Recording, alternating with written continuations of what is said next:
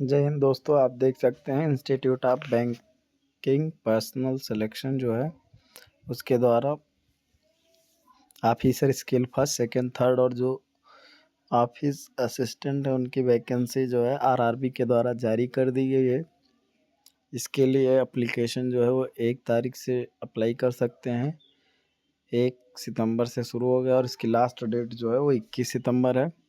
Payment के लिए भी सेम डेट रखी गई है। अगर जो लोग मान लीजिए फॉर्म भरते हुए कोई दिक्कत या कोई गलती हो जाती है, कुछ इनकरेक्ट हो जाता है तो उसका करेक्शन के लिए उसके बाद में जो मॉडिफिकेशन होगा वो विंडो में एडिट करने के लिए वो खुलेगा, वो कर सकते हैं। जो प्री ट्रेनिंग है वो कुछ लोगों का होता है, जो SC ST कैंडिडेट वगैरह होते हैं उनका नवंबर 2025 में है। और जो ऑनलाइन प्रीलिम्स एग्ज़ाम है वो आपका नवंबर दिसंबर में इसी साल हो जाएगा 2025 में। रिजल्ट जो है वो प्रीलिम्स में पीओ का जो है, चाहे वो ऑफिसर्स पीओ का हो चाहे वो क्लर्क का हो, सबका दिसंबर जनवरी तक आ जाएगा। और इसके बाद मेंस का जो एग्ज़ाम है वो दिसंबर जनवरी में उसका कॉल लेटर आ जाएगा और मान के चलिए दिसंबर से फरवरी के बीच में मेंस का पेपर हो जाएगा। और जो रिज़ल्ट होगा वो मेंस का वो जनवरी 2026 में आ जाएगा। इसके बाद में जनवरी फरवरी में ही 2026 में इंटरव्यू भी कराया जाएगा और इसके बाद में मार्च में, फरवरी से मार्च में आपका अलॉटमेंट भी मिल जाएगा। आप इसमें जो क्राइटेरिया वगैरह आरआरबी का है वो अपना आराम से देख सकते हैं इजीली। सब में आपका ग्रेजुएट होना अनिवार्य है। इसके अलावा इसमें कुछ चीज़ों में थोड़ी सी रियायत है, जैसे जो प्री का पेपर होता है वो प्री का पेपर वहाँ पे इंग्लिश नहीं होती है, उसके बारे में अभी हम लोग डिस्कस करेंगे। सेंटर की बात आप देख लेते हैं तो जो उत्तर प्रदेश है, उत्तर प्रदेश में उत्तर प्रदेश ग्रामीण बैंक है जो आरआरबी है, इसका लखनऊ हेड ऑफिस है। इसके लिए जो लैंग्वेज है वो हिंदी, उर्दू और संस्कृत है।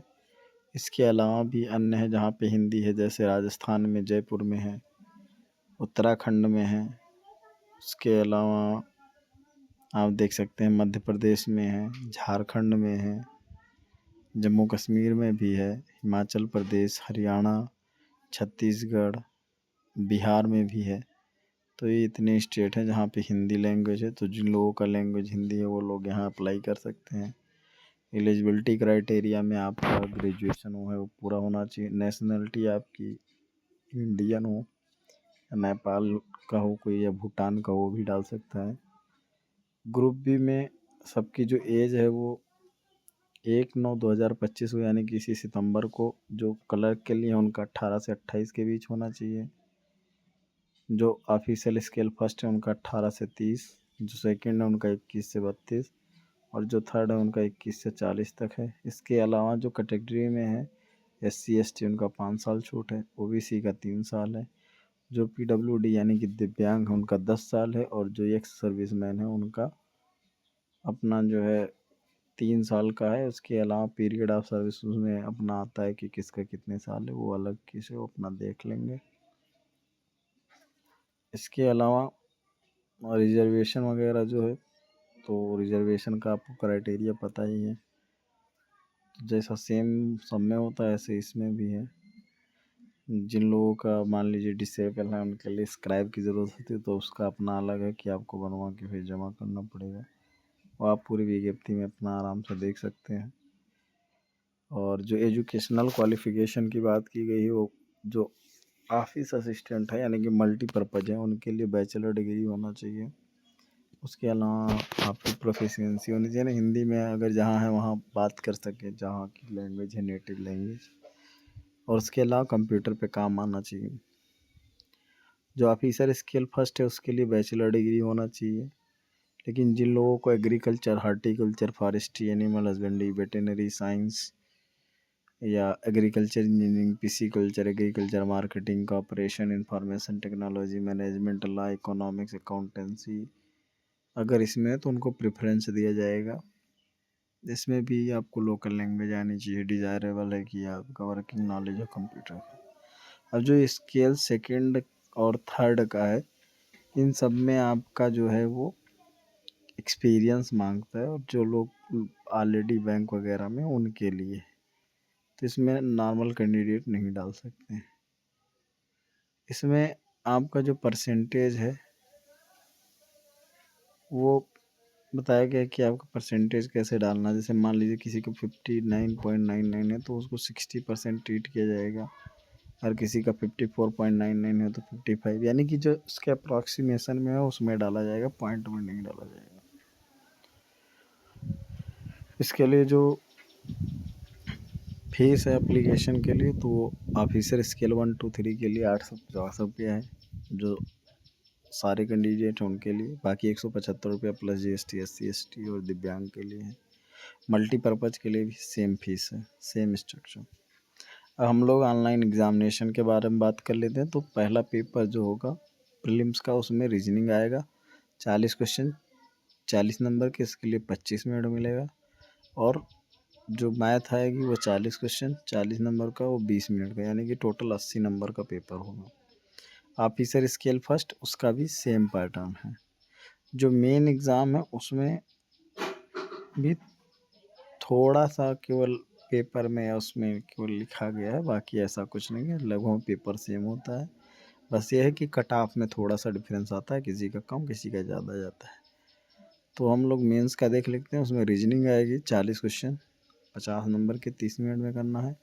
कंप्यूटर नॉलेज आएगा 40 क्वेश्चन 20 नंबर का आएगा, 15 मिनट में करना है। जनरल अवेयरनेस 40 नंबर का, 40 क्वेश्चन 15 मिनट में। इंग्लिश लैंग्वेज अगर लेंगे तो इंग्लिश 40 क्वेश्चन 40 नंबर का 30 मिनट में। अगर हिंदी लेंगे तो हिंदी का 40 क्वेश्चन 40 मिनट में, 40 क्वेश्चन 40 नंबर का 30 मिनट में। इसके अलावा मैथ आएगी 40 क्वेश्चन आएगी, जिसमें आप 50 नंबर का रहेगा और आधे घंटे का टाइम मिलेगा। तो इसका सेक्शनल होगा तो 120 मिनट का कुल टाइम मिलेगा और 200 नंबर आपका रहेगा। ठीक है, सेम ऐसे ही ऑफिसर स्केल फर्स्ट का है। और उसके अलावा ये जो officer scale first second third है उनके लिए क्या है कि जो मेंस का जो एग्ज़ाम होगा उसके लिए दिया गया है कि सबका सब्जेक्ट किस किस का, टेस्ट का जो एग्ज़ाम होगा वो किस किस लैंग्वेज में होगा। जैसे यूपी में इंग्लिश हिंदी उर्दू में होगा, ऐसे अदर स्टेट हैं, जैसे मान लीजिए कहीं कन्नड़ और कोंकणी है, कर्नाटक है, या तमिल है, तेलुगु है, तो वहाँ पे उस वर्जन में आपको वहाँ का पेपर मिल जाएगा।